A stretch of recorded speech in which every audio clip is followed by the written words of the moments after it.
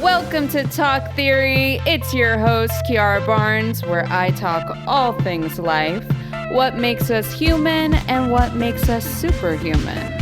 Sit back, relax, and join me for a chat.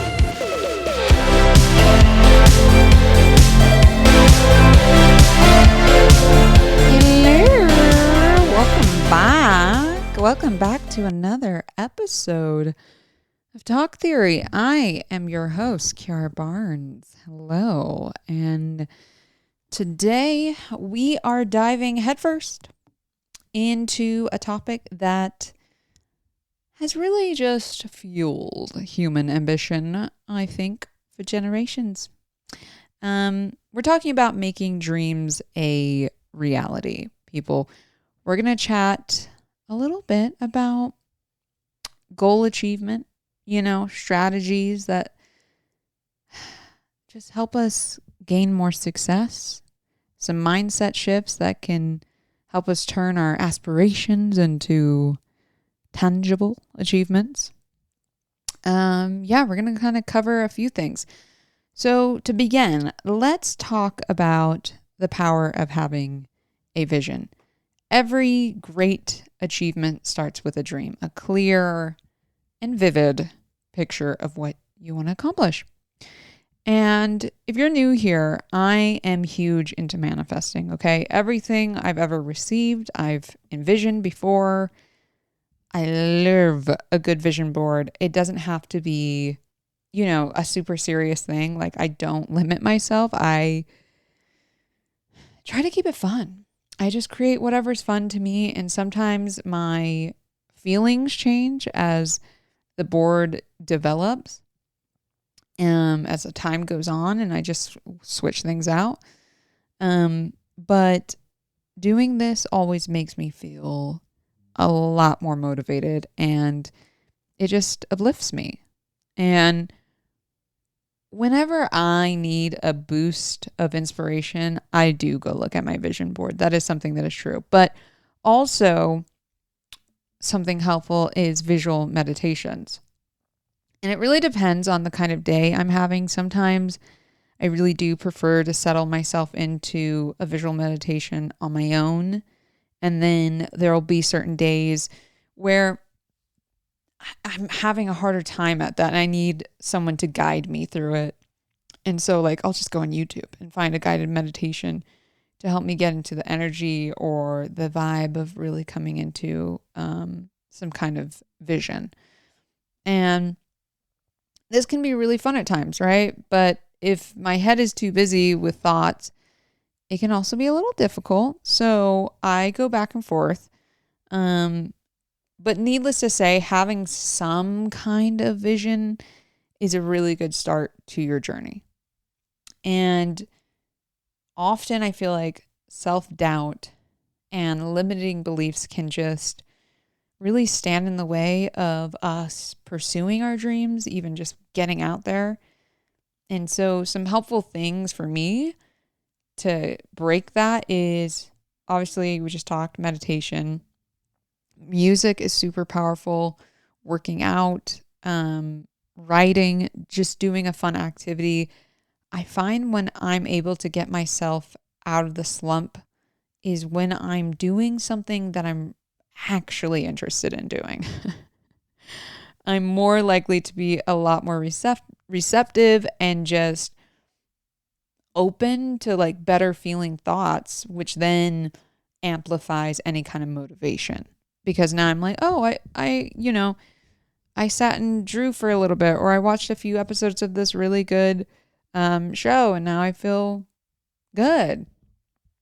It's stuff like that. Now, if you're into writing, I definitely suggest outing your fears on the paper.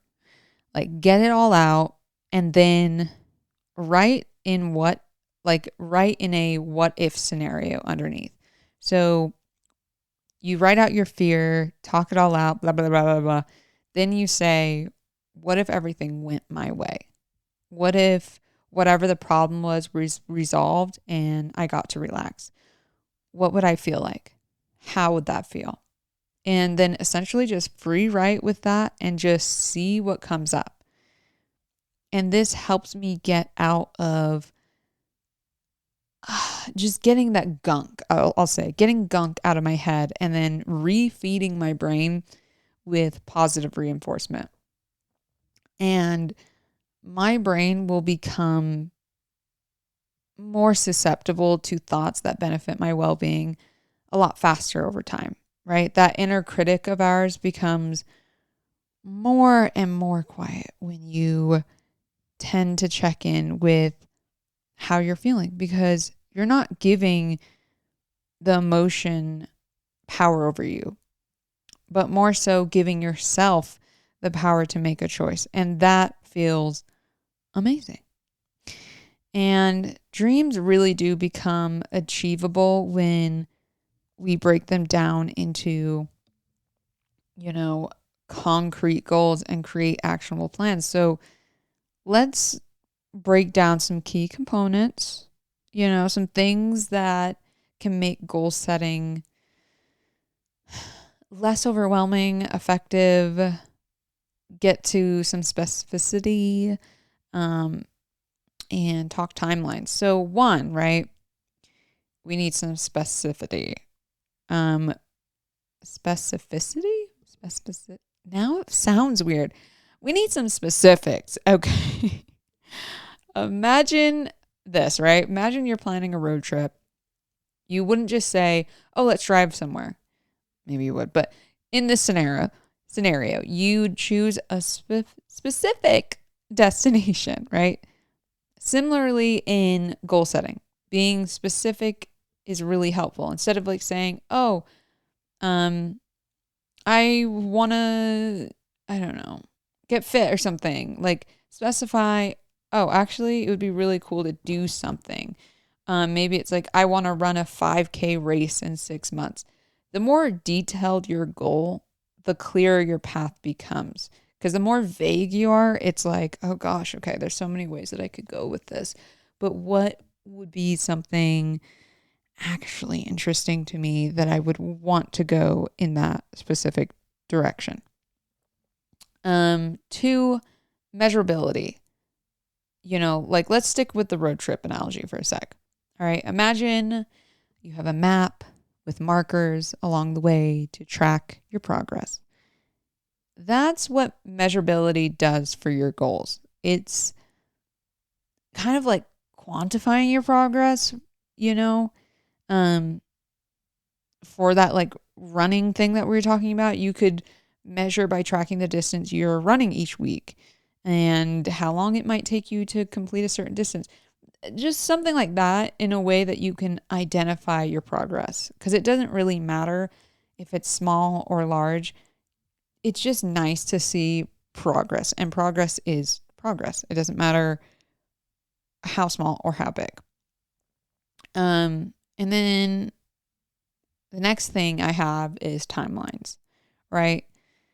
Now, let's say you plan, I have so many analogies, stick with me. You plan to drive cross country in a day. Okay, that sounds a little wild. Okay, goals are the same. Setting a timeline that's way too tight can lead to burnout and just a lot of stress. So, consider the fact that you're living your life still. You have other commitments. You still have other things that you're doing, So you're going to have a pace with this, and you'll know what feels good to you and when to kind of like back off a little bit. And, if we're going back to like the whole running analogy, if you've never ran before, aiming to complete a marathon in a month might be a little much, not just on your body, but your mental health. And instead, setting a timeline that allows for a more gradual progress, that's going to feel a lot better. And you'll have probably more days of feeling inspired where you're like, oh, wow, I did more work than I expected today because I was just feeling good, because you're not burning yourself out. So you can afford having those kind of spur of the moment boosts. And then having some kind of plan, right? having some kind of roadmap to success. So, one, you need to break it down. Just like you'd break a road trip into manageable chunks, you got to break your big goal into some achievable steps, right? If your dream is to start a business, your steps could be researching your market, okay? Maybe creating a business plan, finding funding, launching, any of those things. Two is another one is prioritize.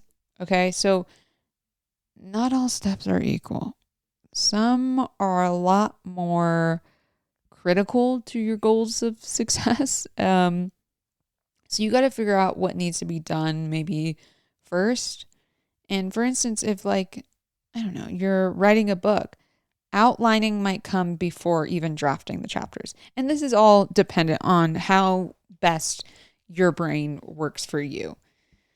But basically, whatever it is that you can figure out priority wise, like, okay, I don't really need to be spending so much time on this right now. I can let this go and go do this and come back to that, is going to help you not feel so overwhelmed. Another thing, assigning some kind of due dates. You know, there's a reason why they did this in school for us. Having some kind of due date helps you stay on track. But at the same time, don't stress yourself out, right? Don't be making crazy due dates where it's like, I'm writing an entire book and publishing it by tonight. Like, no. I mean, you can if you want, but that sounds very stressful. So, you know, perhaps just schedule it in the calendar a little ahead of time. And this is just going to help you stay accountable. Another thing, anticipate obstacles. Your journey to your goal probably will face some obstacles. If you know, it's just the reality of it. If you want to use a journal exercise, you can identify potential roadblocks and brainstorm ways to kind of overcome them. So when you do this, you can get all those fear thoughts out on the page and already have ways of solving them.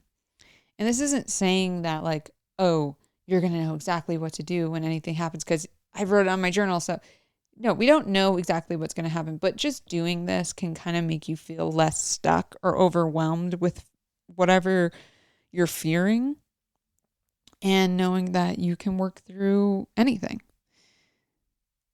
I also want to add celebrating milestones. You know, hitting milestones in your goal journey deserves acknowledgement. It keeps you motivated. It reminds you of your progress. So don't be afraid to go and get yourself a little treat, you know, go see a movie, go to your favorite park, whatever it is, go do that thing for yourself. You deserve it. Okay. And what else do I have? Oh, stay flexible. All right.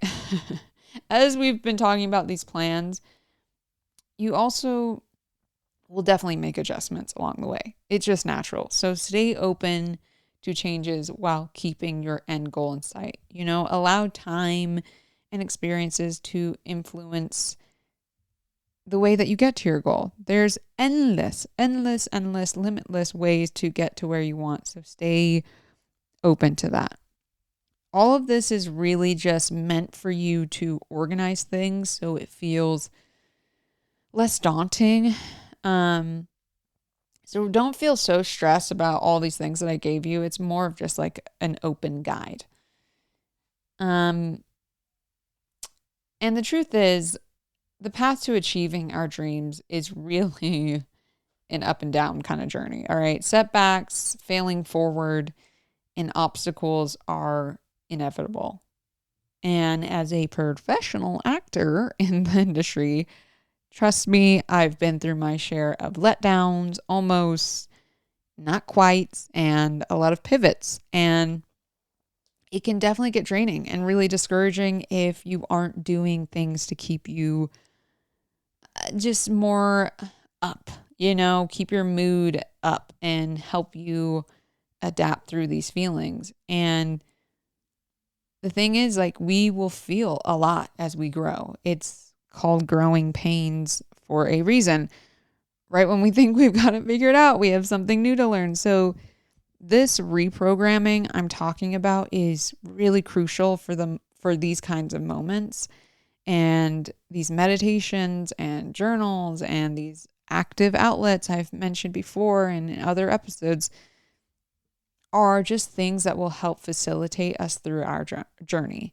And it helps make us more comfortable and to stay positive. And the reality, that the reality and vision you've created for yourself is real and it is yours. And all of those things help reinforce that belief. And when that belief gets strengthened over time, when we're practicing these things each day, it becomes easier, because I'm not going to lie, fear can be really paralyzing, but it's also a natural part of the journey, The more we accept it for what it is, the less power it has over us, because we're no longer trying to avoid, rather to see just it is what it is kind of thing. Fear is just a false truth. Fear only feels real because we've written, directed, and acted in this scary montage in our head. But when we usually actually give ourselves that space to analyze and breathe, it's a lot more manageable than once perceived. And every time we're able to reframe our thoughts, we are definitely on that path to success and in the direction of where we need to go. So when it comes to me and manifesting, because I've been asked this before, it just really depends on where I am in life and what I'm calling in. Some techniques work better than others in certain moments, and I just have to find what works at the current stage I'm at. And, I said earlier that right now it's writing, because that's like the fastest way I can get my thoughts back on track and feeling more supported. And, through anything I've ever wanted and or got, I've had my fears, my frustrations, my doubts, and I've also had my really good times, realizations, breakthroughs.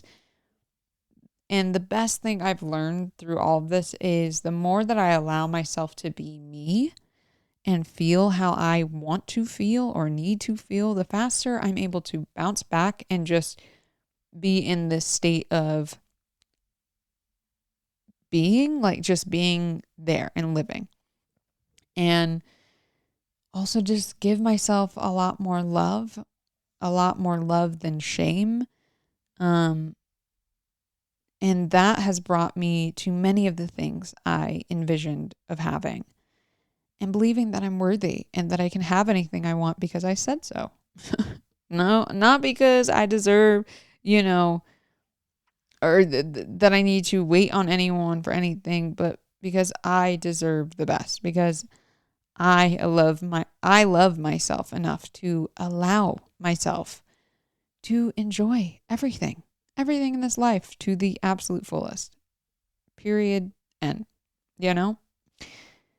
And I've really reached incredible heights so quickly because of this mentality. And it's a progress, and sometimes I'm better about it on some days. It's a process, and sometimes I'm better about it on some days than others, but that's just how it is. This is the journey, a journey of experience, not perfection. So that's my little 2 cents, okay? And as we come to the end of this episode, remember that the journey from dream to reality is supposed to be a beautiful one, and by understanding the basics of goal setting, having a healthy mindset, and taking inspired action, all of this is, to know that there's a lot available for you to succeed.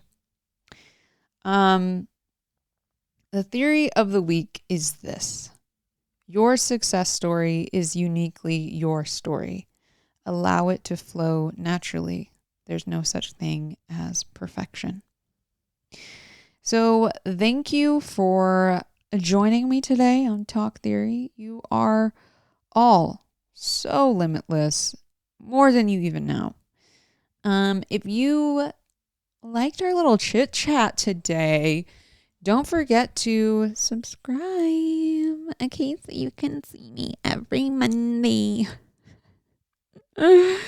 New episodes every Monday, folks. And, I always appreciate the love. Feel free to share this episode with friends and family and coworkers. Yeah. Oh, also, if you like to say hello, I like hearing from you guys. And, if you have any questions or you want me to do any episodes, I haven't talked about that in a while. But yeah, if you have like a subject that you want me to talk on, I would love to pick your minds, and I'm curious. Yeah. Oh, where can you contact me? Instagram at Kiara Barnes Official. And on there you can find all the rest of my social profiles. Okay, this has been great. I shall see you guys next week. Okay, love you. Bye.